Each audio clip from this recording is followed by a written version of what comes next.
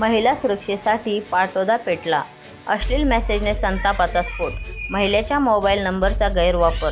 निषेधार्थ पाटोदा बंद. कुरिअरमधून नंबर मिळवून छळ केल्याची घटना. नंबर कुठून मिळाला? पोलिसांसमोर मोठा सवाल. संबंधितांचा तातडीने शोध घेण्याची मागणी. पाटोदा प्रतिनिधी. महिलांच्या सुरक्षिततेला आव्हान देणारी गंभीर घटना पाटोद्यात घडली असून एका महिलेला रात्री अश्लील भाषेत मेसेज करून तिचा छळ करण्यात आला. या संतापजनक घटनेने पाटोदा शहर हादरले असून महिला सुरक्षेच्या प्रश्नावर नागरिकांचा संताप रस्त्यावर उतरला. घटनेच्या निषेधार्थ पाटोदा शहर बंद ठेवण्यात आले. दिनांक 27 ऑगस्ट 2026 रोजी एका महिलेला रात्री अश्लील स्वरूपाचे मेसेज करण्यात आले. संबंधित महिला मोबाईल नंबर पार्सल अथवा कुरिअर सेवेतून मिळवून त्याचा गैरवापर करण्यात आल्याची बाब समोर आली आहे.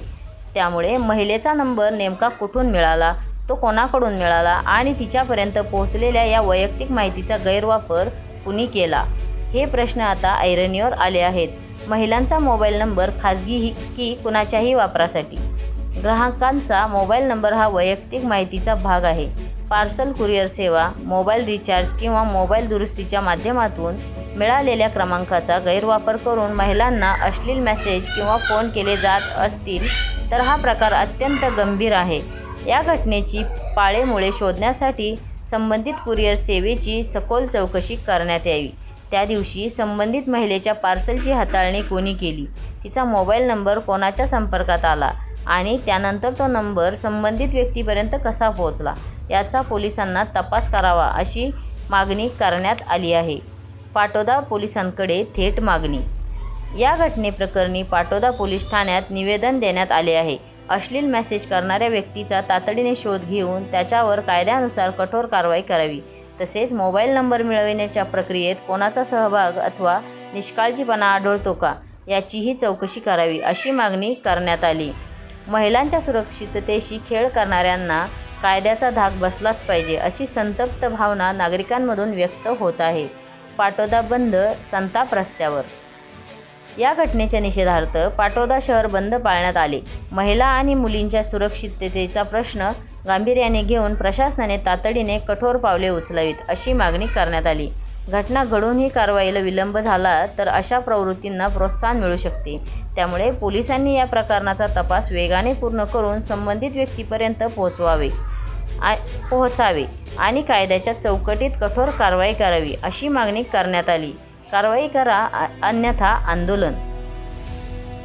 महिला सुरक्षेच्या प्रश्नावर आता केवळ निवेदन देऊन थांबणार नसल्याचा इशारा देण्यात आला आहे. संबंधितांवर कठोर कारवाई न झाल्यास रस्त्यावर उतरू, आंदोलन करण्यात येईल असा इशारा निवेदनकर्त्यांनी दिला आहे.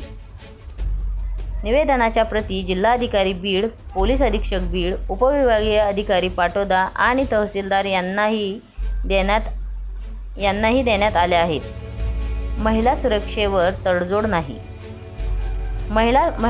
एका महिलेचा मोबाईल नंबर मिळवून तिचा अश्लील मेसेजद्वारे छळ करण्याची घटना ही केवळ एका महिलेपुरती मर्यादित बाब नसून महिलांच्या वैयक्तिक माहितीचा सुरक्षिततेचा गंभीर प्रश्न आहे. त्यामुळे या प्रकरणाचा तपास करून नंबरचा स्रोत आणि संबंधित व्यक्तीपर्यंत पोहोचण्याचा संपूर्ण माग पोलिसांनी काढावा. दोषी आढळणाऱ्यांवर कठोर कायदेशीर कारवाई करावी आणि भविष्यात अशा घटना रोखण्यासाठी ठोस उपाययोजना कराव्यात अशी जोरदार मागणी पाटोदा शहरातून होत आहे.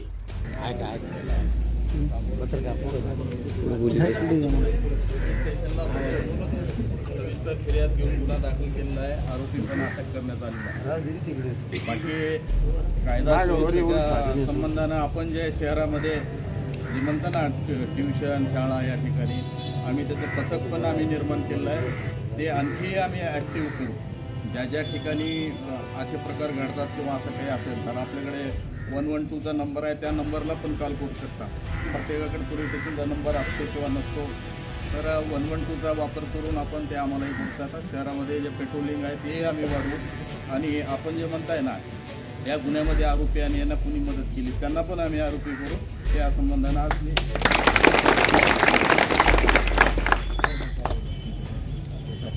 काही तक्रार असेल, कोणी कर्मचारी उद्धट बोलला काय बोलला तर ते तुम्ही लिखित तक्रार करू शकता. आणि साहेब काय करा